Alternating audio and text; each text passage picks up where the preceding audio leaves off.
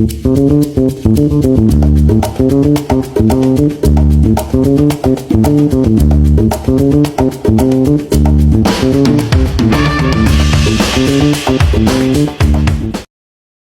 Youth Generation, selamat datang kembali pada acara Masyarakat Bertanya.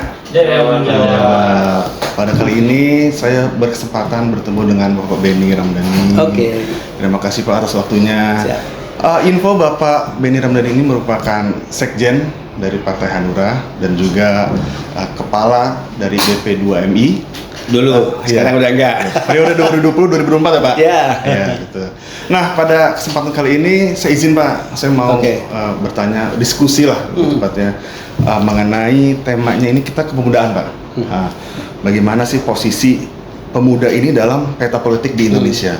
Nah, kalau menurut Pak Benny sendiri Pak, bagaimana sih Pak peran pemuda ini dalam peta politik di Indonesia itu sendiri? Ya, kalau kita mau melihat sejarah masa lalu ya, 08, ya, 28 ya, dan seterusnya sampai di 98, di luar tentu pergerakan para founding father ya, sampai kita meraih kemerdekaan tahun 45, kan selalu lahir dari pikiran-pikiran anak muda. Gerakan revolusi itu selalu dipimpin oleh anak-anak muda.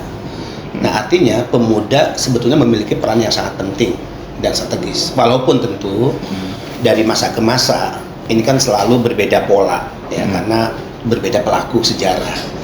Nah, kalau bicara ke depan, bangsa ini tentu masih mengharapkan pemuda berada di avant-garde untuk perubahan-perubahan atau juga mendinamisasi ya tantangan zaman ke depan yang tentu ini udah beda dengan masa-masa sebelumnya. Ini udah era digitalisasi, ini udah era kemajuan teknologi. Kita berhadapan dengan geopolitik, geostrategi yang sekarang ya sangat unpredictable. Ya, perubahan kekuatan-kekuatan dan monopoli negara, politik, ekonomi, senjata, militer. Nah, sejauh mana Indonesia bisa menghadapi tantangan itu, dan harapannya memang ada di anak muda, nggak ada pilihan lain. Yes. Tapi Pak, kalau mesti nyambung sama pertanyaan tadi, kalau misalkan kita lihat fenomena sosial yang sekarang ada, sekarang kan berarti anak muda itu diisi sama mereka-mereka ini Pak, kayak barisan milenial, mungkin 90-an sampai juga Gen Z. Nah, kalau menurut Bapak, untuk melihat mereka ini sekarang, apakah mereka memiliki peran aktif atau hanya menjadi penonton belaka? Iya, saya melihat dari berbagai survei ya, misalnya 62% kurang lebih pemilih kita di tahun 2029, bahkan sudah diawali di pemilu 2024, itu kan didominasi oleh angkatan muda, khususnya mereka yang disebut milenial dan Gen Z. Ya, artinya arah bangsa ini ke depan seperti apa, politik Indonesia masa depan, demokrasi, hukum, kepemimpinan politik, yang paling menentukan kan anak muda. Tapi ini kontradiktif ya dengan hasil dari berbagai survei. Pemuda itu memiliki kepedulian terhadap isu-isu politik, isu-isu demokrasi, isu-isu hukum, lingkungan. Tapi sebagian besar dari mereka itu nggak mau ya masuk dan terjun langsung ke politik praktis. Nah, ini problem. Nah, saya tuh sering guyon dengan anak-anak muda, mahasiswa. Contoh saya katakan, kamu benci nggak melihat situasi bangsa ini yang sekarang kita tidak bisa berharap banyak pada elit politik, tidak bisa berharap banyak kepada mereka yang hari ini mendapatkan mandat kekuasaan, baik melalui pilkada, baik melalui pemilu, ya, legislatif, katakan, karena kebijakan-kebijakan mereka ini kan cenderung meninggalkan apa yang menjadi semangat dan harapan rakyat sebagai pemberi mandat, khususnya harapan-harapan anak muda. Mereka katakan benci, mereka katakan kecewa. Yang kedua, kalau kita kecewa dengan keadaan, kalau kita tidak memiliki kepercayaan pada elit politik hari ini, dan kita tidak mengambil alih kekuasaan yang sedang mereka kuasai hari ini, itu artinya kita menambah jalan penderitaan rakyat. Ya, kita memperlambat proses perubahan. Nah, artinya anak muda harus berani terjun dalam dunia politik praktis, mengambil alih kekuasaan dengan cara konstitusional. Kalau pilkada yang penting tentu secara syarat mereka sudah memenuhi, bertarung ya untuk menjadi kepala daerah. Kalau pemilu legislatif yang penting telah memenuhi syarat secara usia, masuk partai politik, kemudian mereka harus bertarung untuk menjadi anggota DPRD.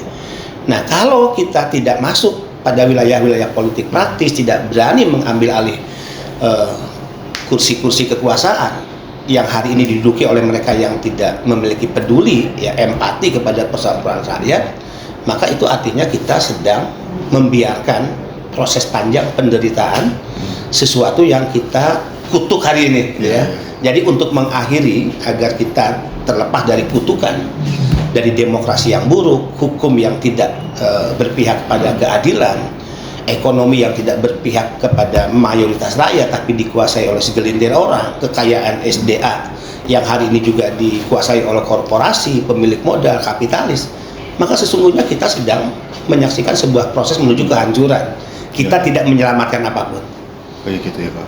Tadi ada beberapa statement Bapak itu yang menarik, bahwa pemuda itu sebenarnya ada beberapa yang emang tidak apatis lah terhadap politik, tapi dia peduli isu politik. Ya, peduli, tapi dia apatis dan tidak mau terjun ke politik praktis. Iya.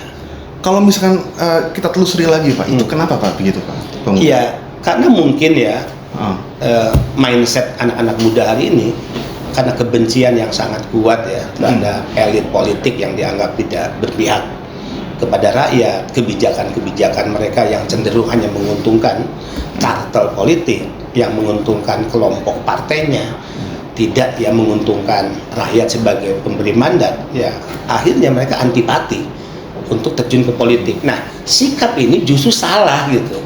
Sikap ini justru keliru yang saya katakan tadi. Kalau kita membiarkan situasi ini, tidak ada keinginan kita untuk terjun langsung, kita hanya menjadi follower, kita hanya menjadi penonton atau viewer, tapi tidak menjadi pelaku sejarah yang berani mengambil alih kekuasaan politik dari mereka-mereka yang hari ini anti demokrasi tapi ada di kekuasaan, anti keadilan hukum tapi saat ini sedang berkuasa, anti terhadap penguasaan sumber daya alam agar dinikmati sebesar-besarnya oleh rakyat tapi lebih berpihak kepada kelompok oligarkis, kelompok pemilik modal, kapitalis.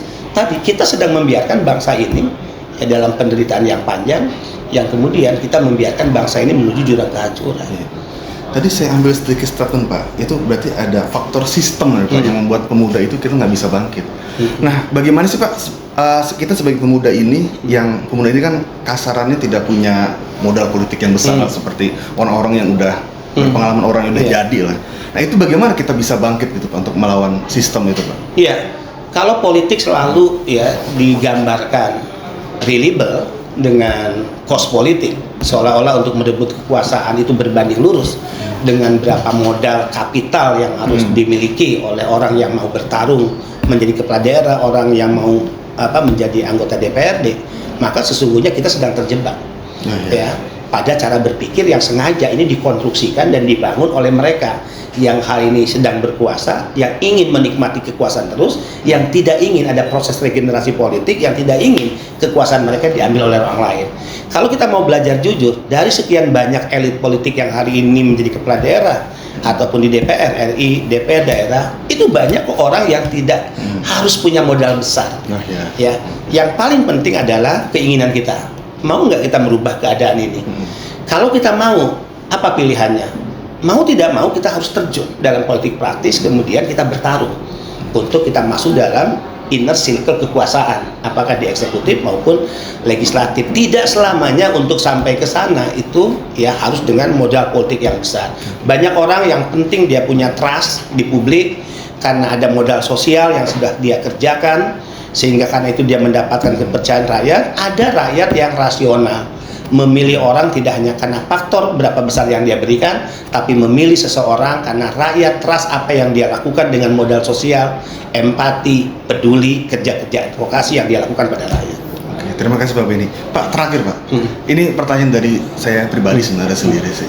Saya kan ngeliat Bapak kemarin di media sosial tuh Pak, apa nih terkait ini timnas kemarin. Ya. Oke. Bapak jadi jemput STI apa gimana Pak? Nah, kemarin saya diwawancara oleh satu wartawan media ya. Saya katakan itulah dahsyatnya media sosial ya di kalangan masyarakat kita. Padahal udah jelas kok. Di VT-VT yang saya posting itu kan ditulis captionnya video imajiner. Jadi saya sedang bermimpi, berhayal ya melihat situasi timnas di bawah si Patrick ya gagal mewujudkan harapan 287 juta rakyat Indonesia untuk tembus Piala Dunia. Ya sebetulnya wajar dong saya mewakili juga jutaan rakyat yang pasti punya pikiran yang sama, Ya udah, ini harapan kita udah dihancurkan, maka nggak ada pilihan lain. Ganti, Patrick, pecat. STY dulu dipecat itu tanpa alasan. Dipecat dengan cara tiba-tiba. Nah, ini kegagalan sudah dihancurkan untuk kita lolos Piala Dunia. Kok PSSI nggak berani pecat? Ini kan ada apa? Belum lagi kalau kita mundur jauh. Alasan apa yang menyebabkan STY harus dipecat? Padahal di situasi timnas lagi bagus-bagusnya. Nah, ini sebetulnya imajiner, ya, mimpi saya, hayalan saya agar ya negara ini mengambil keputusan yang benar, yang baik, dan jangan sampailah sepak bola ini dikuasai oleh para mafia bola. Oke, begitunya, terima kasih Pak Benny. Pesan saya untuk anak muda nih. Iya, Oke. ada pesan Pak, boleh itu pesan dah. Saya sering guyonin mahasiswa. Satu, berapa kali kalian demo turun di jalan? Berapa besar massa yang kalian bawa ke halaman-halaman gedung DPR atau kantor kepala daerah? Berapa kuat sound system yang kalian gunakan untuk kalian orasi? Pertanyaannya, mampu merubah keadaan nggak itu? Nggak mampu merubah keadaan karena bebalnya elit politik hari ini dari proses politik yang memang sejak awal lacur. Sejak awal selalu transaksional, yang niatnya memang tidak diniatkan untuk bangsa dan negara kecuali untuk dirinya dan kelompoknya. Maka tidak ada pilihan lain. Kalau demonstrasi tidak merubah keadaan, kalau berapa kuat orasimu tidak mampu merubah keadaan, kalau sekian banyak orang yang kalian bawa atas nama demonstrasi jalanan tidak mampu merubah keadaan, maka saatnya anak muda harus merebut kekuasaan. Cara itu adalah cara untuk kita merubah keadaan. Jadi teman-teman turut berperan aktif dalam kontestasi politik gitu. Ya. Nah, pesan saya nih untuk aktivis ada 3 hal. Satu, kalau kalian turun ke jalan mimpin ribuan orang, maka yang harus ada di kepala kalian tidak ada satu jenderal pun yang saya takuti. Itu modal awal. Yang kedua, benturan di lapangan babak belur kena popor senjata berdarah-darah itu adalah pendewasaan.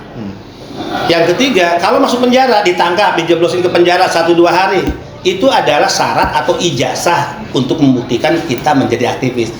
Jadi kalau kamu pernah mimpin massa sekian banyak, berapa kali aksi, kamu nggak pernah masuk penjara, kamu belum lulus jadi aktivis. Belum lulus, kan? Iya. Oke, Pak Benny, terima kasih atas waktunya. Oke, teman-teman, selamat datang kembali nanti ya. Berjumpa kembali kita pada acara Masyarakat Bertanya. Thank you. Dadah.